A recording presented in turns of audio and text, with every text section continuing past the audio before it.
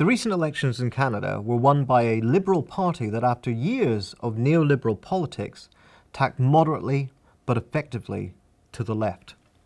They defeated their right-wing Conservative rivals, but they also crushed the New Democratic Party, ostensibly a party to the left of the Liberals. In addition, as The Guardian reports, a record number of Indigenous candidates were elected to Parliament. The Conservatives had won 4 consecutive federal elections since 2006. The Liberals, having lurched to the right, had been relegated to 3rd place. The New Democrats, after the 2011 election, were the official opposition. The turnout in this election, at 68%, was at its highest since the early 1990s, and part of the reason for the Liberals' overwhelming victory.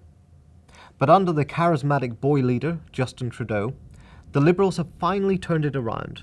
The Conservatives lost 8% of their vote, but the New Democrats lost over 10%. How? Much of the media was far too impressed with Trudeau's looks to offer a coherent review of the results.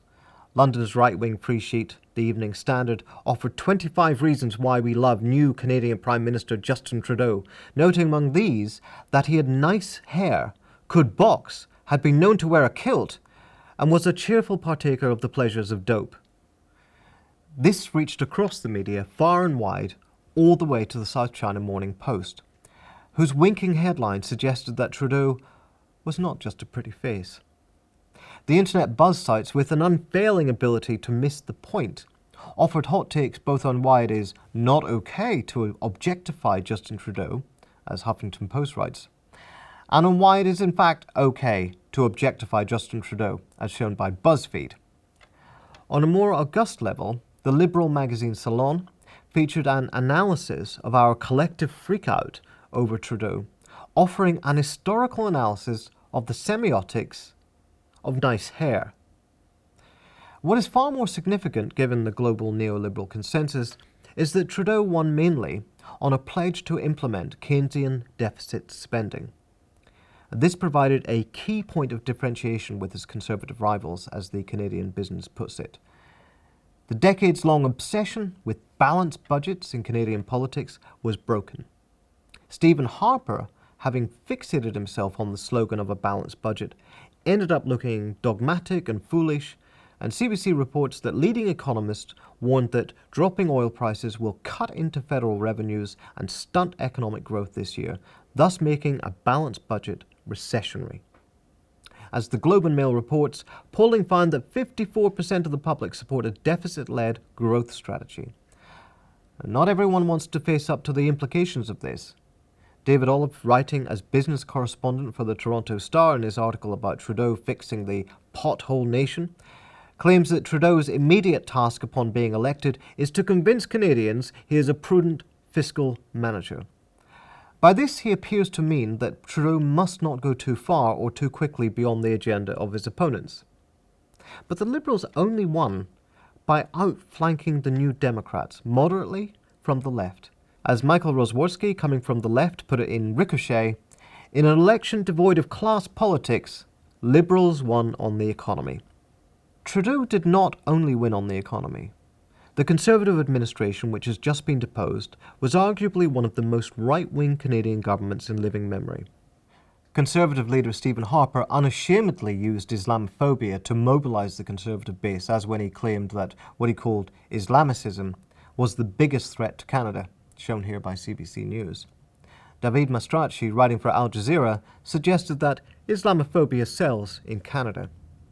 Perhaps, but most voters didn't buy it this time. Trudeau rejected the Islamophobic fear-mongering in a way that predecessors such as Michael Ignatieff would have been far more reluctant to do, and as Matthew Iglesias wrote for Vox, the gambit backfired and lost Harper the election. Yet on other issues, the Liberals were clearly weaker than their New Democrat rivals. One of the most controversial of Harper's measures, fully consistent with the Islamophobic thrust of his government, was Bill C-51.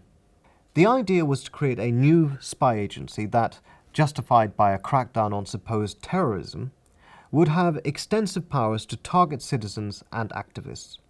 The bill was so controversial that Canada's Global News reports that even conservative groups pleaded with Harper to stop the legislation. Here the Liberals should have been in a difficult position, having actually voted for the bill in the first place. As the Ottawa Citizen reports, Trudeau openly defends this vote, while the New Democrats opposed the bill. Trudeau did not promise to abolish the bill, but, in a classic manoeuvre of triangulation, suggested that he would amend the bill and repeal parts of it, again shown here by the Globe and Mail. As part of a conventionally hawkish foreign policy agenda, Harper signed a series of agreements with Israel, including the promise to crack down on boycott, divestment and sanctions movement in Canada. On this, the Liberals remain in line with establishment thinking. Earlier this year, Trudeau tweeted his vehement opposition to the campaign of boycott, divestment and sanctions in Canadian universities aimed at Israel's persecution of the Palestinians. So the Liberals did not have to be the major beneficiaries of the backlash against a decade of Conservative rule. Indeed, until very recently, they were considered highly likely to trail in third place, with the New Democrats in with a chance of forming a government. How did the New Democrats, the official opposition these last 4 years, come out so far down? The answer lies in the Blairite turn taken by the New Democrats under the leadership of Thomas Mulcair. Mulcair's Tony Blair moment, as John Ivison dubbed it in Canada's National Post, took place over 2 years ago when he convinced his party to water down the party's constitution. Canada's Third Way advocates, Eugene Lang and Matt Brown, cheered on this turn, extolling New Labour as a blueprint for Thomas Mulcair in an editorial for the Toronto Star. Mulcair has spoken glowingly of Thatcherism and the wind of freedom and liberalism that he claimed it blew through a stagnant UK economy. And this was reflected in the New Democrats' campaign as it begun this year. Eager to prove themselves a party fit for government, they committed themselves to balanced budgets. And this, of necessity, deprived the party of any significant means to attack the forms of poverty and inequality which are the basis of their political support. And nor was it just on the economy that the New Democrats moved to the right. During the build-up to the campaign, as Ricochet Media reported, they had begun to police and purge their pro-Palestine candidates so as not to disturb Canada's pro-Israel consensus. In general, the New Democrats seemed to be doing everything they could to become a more conventional party.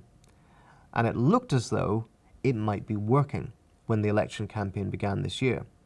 The New Democrats were the party most likely to defeat the ruling Conservatives. Governmental power was just around the corner. But in late August, Justin Trudeau, campaigning for the Liberals, announced that any government run by him would immediately break with the austerity agenda of its opponents and embark upon 3 years of deficit spending. That was the beginning of the Liberal turnaround. As Sid Ryan writes in the Toronto Sun, it allowed Trudeau to say that the New Democrats backed a Stephen Harper budget that would inevitably lead to severe austerity measures.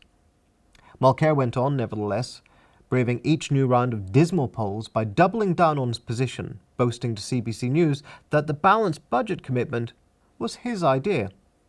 Even in the final week, he was exuding optimism and confidence to anyone who would listen.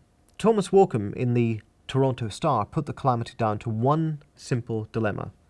What is the point of a faux Liberal party when the real Liberals already exist? Walkom explained that the NDP has been going all out to present itself as moderate, has shied away from taxing the rich and downplayed its ties to organised labour, while the Liberal adoption of anti-Austerian economics led centre-left economist Paul Krugman to marvel in the New York Times, Keynes comes to Canada.